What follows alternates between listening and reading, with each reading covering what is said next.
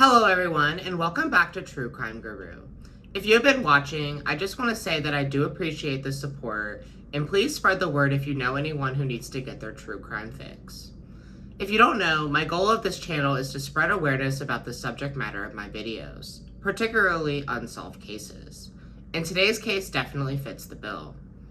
A 45-year-old fitness instructor named Missy Bevers arrived at the Creekside Church in Midlothian, Texas, on April 18, 2016, to prepare for her morning class, and was brutally murdered shortly after arriving. The speculation and online theories about this case are very widespread and in some ways hurtful to the investigation. With this murder still remaining unsolved today, I want to focus more on the facts and the more probable theories in this case to clear up any confusion that may have been caused by misinformation.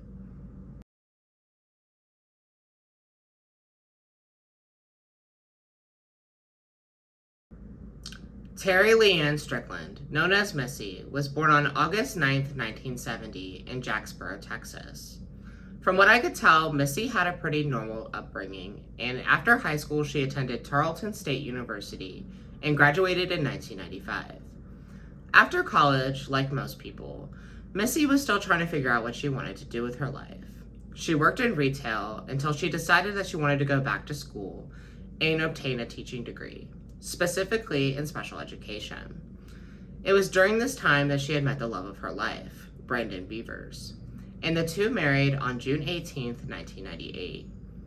Missy did go on to teach special ed for a few years, until 2001, when she became pregnant with her first child. She then decided that she wanted to be a stay-at-home mom. Brandon and Missy would go on to expand their family by having 3 daughters. Missy was described as being a great mom and just a genuinely loving and motivating person. With these attributes, doubled with Missy's love for fitness, she joined a nationwide fitness group called Camp Gladiator in 2015. This is one of those very intense workout programs that you may have seen people attending in parks or other outdoor areas. Camp Gladiator is a 4-week program, so students are usually coming and going. Missy fell in love with this program and became an instructor. She even attended conferences and other events related to the program. She had a massive following and was very successful. It was the morning of April 18, 2016, when Missy woke up at 3 a.m. as usual to get ready for her class at the Creekside Church in nearby Midlothian, Texas, which was set to start at 5 a.m. Missy would usually like to get there early to set up and had some students that would get there a little early to get started. Normally the class would take place outside, but it had been raining that morning, so Missy had posted on her Facebook page the night before that the class would be relocated indoors. Now, I've also heard reports that the class was supposed to take place underneath the carport, away from the rain as well. But I don't know which place that Missy ultimately decided to do the class. I would safely assume that she was planning on doing the class inside, because she did arrive inside the church at 4:18 a.m. She is seen on surveillance footage entering through the carport entrance of the church. But shortly after, around 5 a.m., when the class was supposed to start, a student would find Missy brutally murdered inside the Creekside Church. When Midlothian police arrived on the scene, they were met with a very brutal crime. This had actually been the first murder in Midlothian in 9 years. They quickly noticed that the killer had forced entry into the church through the back, and that there was a lot of glass inside of the church. The police wanted to get a good view of the outside of the church, but unfortunately the outdoor surveillance cameras were not working that day. And where the church was located was in a very rural area alongside a state highway. Today there is a business just across the street, but at the time there were no other businesses around the church. So therefore, outdoor surveillance footage was a loss. But fortunately, the indoor surveillance cameras were working, and what they captured was bone-chilling.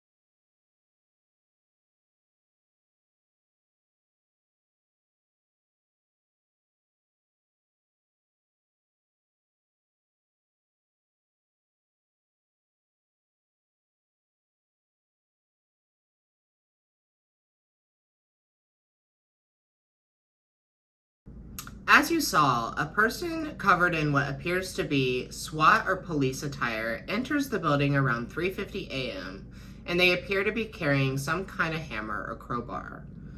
They're walking around the church pretty cavalierly and almost playfully, almost like they're familiar with the church.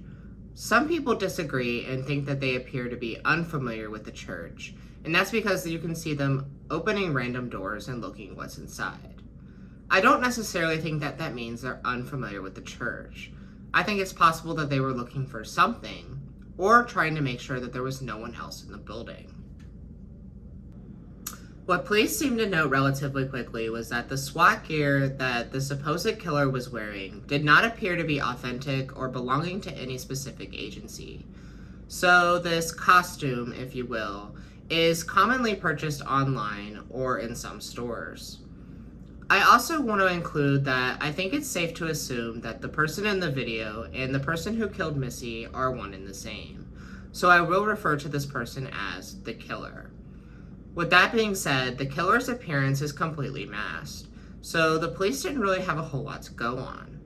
They also found it difficult to estimate the killer's exact height, but with the video, they estimated it at about 5 foot 8 inches, with a margin of plus or minus an inch and a half.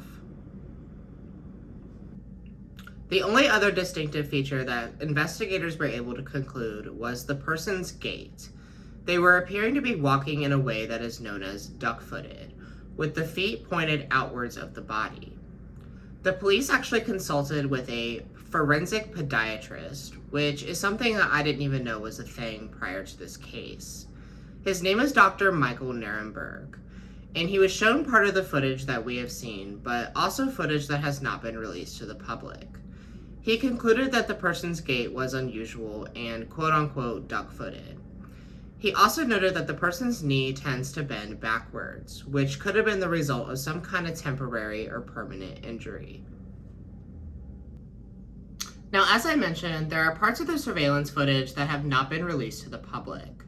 Police say that the actual murder was not caught on camera. The killer was shown arriving on surveillance footage around 3:50 a.m., and Missy arrived on camera around 4:18 a.m., and her body was discovered at 5.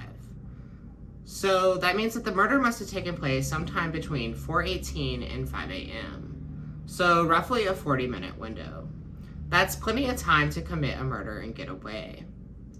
Missy's body was reportedly found on the opposite side of the church from where she entered, so that could mean that there could have been some kind of chase or struggle between Missy and her killer. It was concluded that Missy died from puncture wounds to the head and the chest.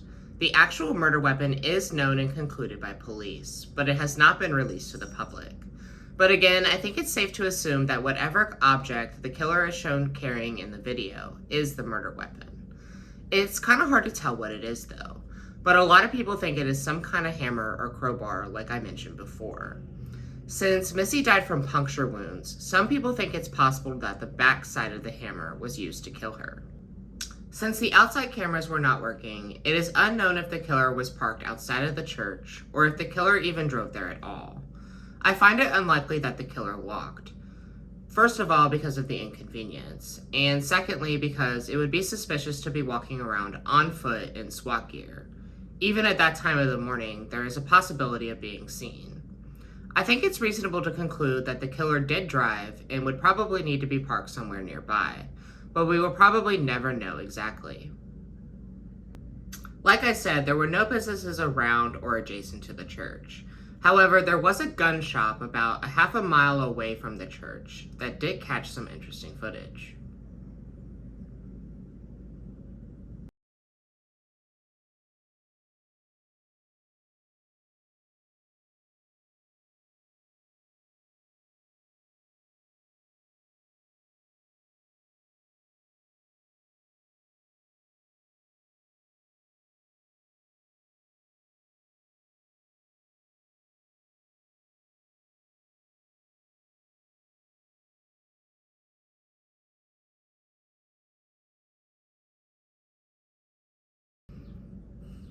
Now, this is pretty weird, right?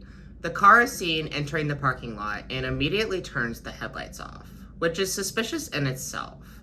then just continuously circles the lot while turning its lights off and on. Now, this was just a few hours before Missy was murdered, so it seems like too much of a coincidence for it to not be related. But it could very well not be. Maybe this person was having car trouble and was just trying to figure it out before getting back on the road. Or maybe they were intoxicated, or something else. Who knows? Either way, police were definitely trying to locate this vehicle, so they put out to the public that it may be a 2010 to 2012 Nissan Altima, or a 2010 to 2012 Infiniti G37. Police were struggling to find answers in this case, because it is so strange. Was this a robbery gone wrong, or was Missy targeted? And if she was, why? Let's explore the robbery theory a little bit, because there are a lot of people who think this is plausible. Now, there was forced entry into the church, which of course is very common with robberies. Also, the person in the video was looking into various rooms and breaking windows. Maybe they were looking for money or something of value to steal. However, church officials claimed that nothing appeared to be taken. Also, Missy's wedding ring was still on her finger. But that doesn't necessarily mean this wasn't a robbery. Maybe they intended on stealing from the church and were caught off guard by Missy, attacked her, and then fled. But there are a lot of things that lead me to believe that robbery might not have been the motive here. First of all, churches are not very common targets for burglary. I'm not saying that it doesn't happen, but I don't hear about it very often. Also, robbers tend to move fairly quickly. They get in, they take what they want, and then they leave as fast as possible. This person had almost 20 minutes between the time that they arrived and the time that Missy arrived to take whatever they wanted. But they didn't, and they were moving pretty slow for it to be a burglar. What it did appear to be was someone who was maybe walking around, staging a burglary, and making sure there was no one else there, because their intention was to kill Missy. But who? And why? Statistically, the first person that the police are going to look at is the spouse. So in this case, Brandon. When questioned, Brandon said that he and Missy had a pretty easy life and a good marriage. But reports say that when a search warrant was conducted, there was evidence found of financial duress and even evidence of infidelity on Missy's part. Apparently, there were messages found on Missy's LinkedIn, of all places, that were described as being flirtatious towards another man. And apparently this had been going on for a while. Now, any other evidence that police may have found that indicated towards some kind of affair have not been released. Brandon has said that they were not having any sort of financial trouble, but as far as I know, he has never commented on these claims of Missy having an extramarital relationship. When Missy was first murdered, a lot of people in the public were suspicious of Brandon because of his demeanor and the way that he was speaking to the media. Personally, he seemed emotional to me. And as it turns out, Brandon had a pretty solid alibi. He was 8 hours away in Biloxi, Mississippi on an annual fishing trip, and this was verified by police. And as far as I know, Brandon has been extremely compliant with the police, and they are not looking at him as a person of interest.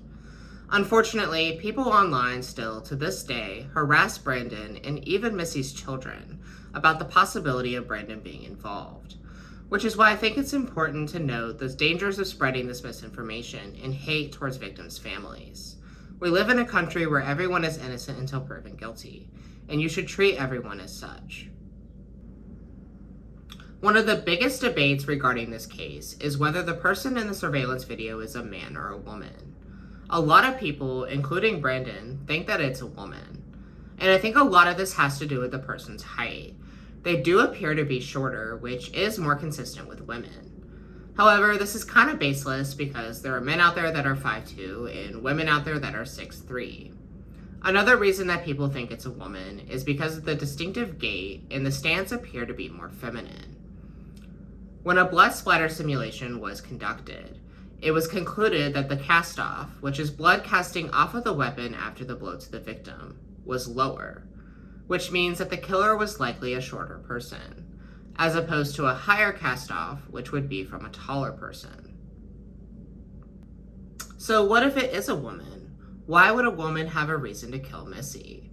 Brandon told the TV show Lies, Crimes, and Video that one of the reasons he thinks Missy may have been killed by a woman is out of jealousy. Missy was a fairly attractive woman, and she could have sparked some kind of jealous rage out of someone, which would, in theory, be a woman. But this sparked a thought in my head. Recently, in relation to the now infamous Idaho student murders, a theory was put out there about the killer being what's known as an incel. For those of you who don't know who an incel is, Google's exact definition is a member of an online community of young men who find themselves unable to attract women sexually, typically associated with views that are hostile towards women and men that are sexually active. So basically a man who has hate towards beautiful women because they find themselves unlucky in the romance department.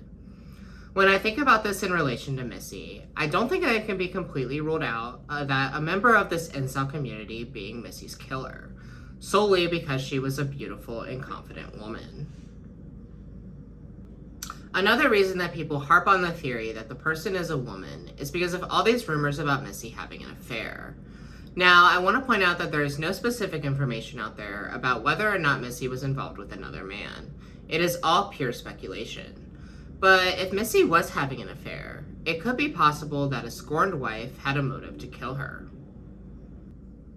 4 days after Missy was murdered, someone at a local dry cleaning business reported something suspicious to the police.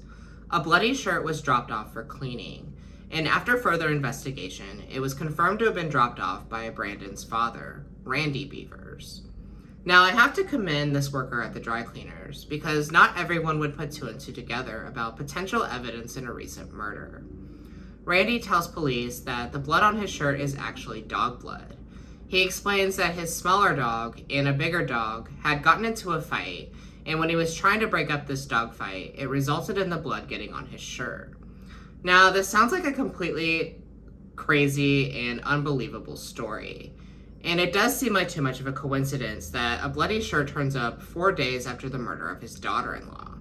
And I tend to not believe in coincidences, but this actually is. It was verified by police that the blood was in fact animal, and unfortunately the poor little dog did not make it. This did not stop people from spewing speculation and hate towards Randy, though.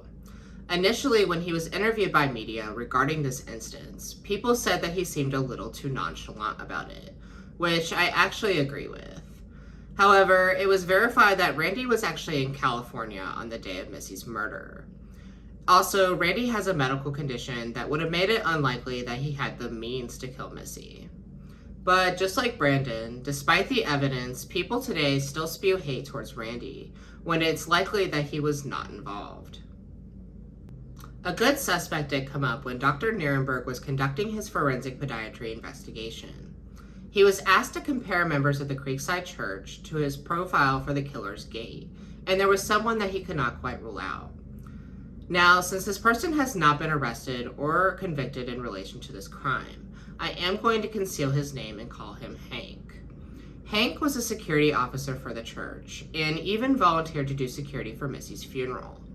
Now, this probably piqued the interest of investigators because killers do sometimes like to involve themselves with the victim and in the investigation. Dr. Nierenberg said that Hank had a similar gait to the killer, and Hank even admitted himself that he walks similarly. After further investigation, it was discovered that Hank actually used to be a police officer with the Lancaster Police Department, but was let go after a sexual assault accusation in 1996. And this wasn't the only time that Hank was accused of sexual assault. There were also reports of a dark-colored SUV leaving the Creekside Church around 4:30 a.m. on the day of Missy's murder. And Hank reportedly drives a vehicle matching that description. With all of this information combined, he makes a pretty good person of interest in Missy's murder. However, I have not seen any reports about whether or not Missy was sexually assaulted. There was one problem, though. Hank is 6'1", which is way taller than the estimated height of the killer. In June of 2017, Hank was actually arrested, not in relation to this crime, but for a child pornography case. Disturbingly enough, that case was eventually dropped, and he was not convicted in that case either. Police say that Hank did pass a polygraph, and as of April of 2019, he is not being looked at as a person of interest in Missy's murder, but the details as to why are unknown. In my opinion, the evidence in this case points to someone outside of the family being Missy's killer. A tip did come into Midlothian Police about a woman named April. She was a student that attended Missy's classes, and she was suggested as a possible suspect because apparently she had injured her foot at work around the time of Missy's murder. And if you remember, Dr. Nierenberg had pointed out that the suspect could probably have some kind of injury that resulted in their abnormal gait. April was questioned by police and eventually cleared, but again, details as to why she was cleared have not been released. This story has a lot of strange components to it already, and adding to that is a strange message that Missy received, again on LinkedIn, just 3 days before her murder. I'm not sure of the actual contents of the message, I just know that it was described as creepy. This is just another odd, unexplained occurrence from around the time that Missy was murdered. I don't think that speculation of someone involved with Camp Gladiator being Missy's killer is off base. I mean, Missy only had one Facebook for her business and her personal life, and had around 1,800 friends. All of the times, dates, and locations of her classes were right there available to the public. Just a quick PSA, and I'm not victim blaming at all, just putting this out there. Please be careful about what information you're putting out to the public, because you never know who may be watching. I mean, there were a lot of people that Missy came into contact with while doing Camp Gladiator, whether that be through the actual classes or the conferences that she attended. I don't think it's crazy to speculate that she could have caught the wrong person's eye. Like I said at the beginning, this case is still unsolved today. When I think about who I think killed Missy Bevers, there's a lot to take into consideration. Robbery doesn't seem likely because there was nothing taken, and the person in the video didn't really seem like robbery was their intention of being there. But I could be wrong, and the person could have gotten spooked because Missy arrived and killed her in a panic. But if I am right, and Missy was targeted, there's a lot of questions that go along with that as well. For starters, it was not even a sure thing that Missy was going to be arriving alone at the church that morning, especially since she had a handful of students that arrived early for class. It also just seems like a really bizarre plot for murder. I do think it was planned though, and the reason I think that is because of the SWAT uniform. I find it unlikely that someone would go through those great lengths to conceal their identity in a robbery, but a murder for sure. I really do think that DNA would be a useful tool in solving this case. I don't know if Midlothian police have any DNA from this scene. If they do, as far as I know, it has not been released to the public. I can't help but think that whoever killed Missy had to have been covered in blood, and there has to be a trace of that somewhere, whether that be in someone's car, house, or on the actual SWAT costume itself, which I assume would be concealed or dumped somewhere. I honestly don't know, but I do know that this definitely makes the top 10 of the most strangest cases I've come across. Missy Bevers still had a lot of life left to live, and whoever killed her took away someone who was devoted to being an inspiration to others. They also left 3 young girls without a mother, and I hope for their sake that this case comes to a resolution. If you have any information about the murder of Missy Bevers on April 18th, 2016, you are asked to call the Ellis County Crime Stoppers at 972-937-7297 or the Midlothian Police Department at 972-775-7634. Thank you everyone for watching. If you enjoyed, please hit the like button and subscribe so that you don't miss out on any content. I would also love to hear your thoughts on this case, so please use the comment box or follow the channel on social media. If you have a case that you think I should cover, please email your suggestion to truecrimeguruchannel@gmail.com and I will review. Tune in next week as I explore the case of David Cam, a man who was convicted twice for killing his family. But new evidence would come forward that has people questioning his guilt. I will explore all of this next Sunday, so if you want to find out if you think David Cam is guilty or innocent, please tune in.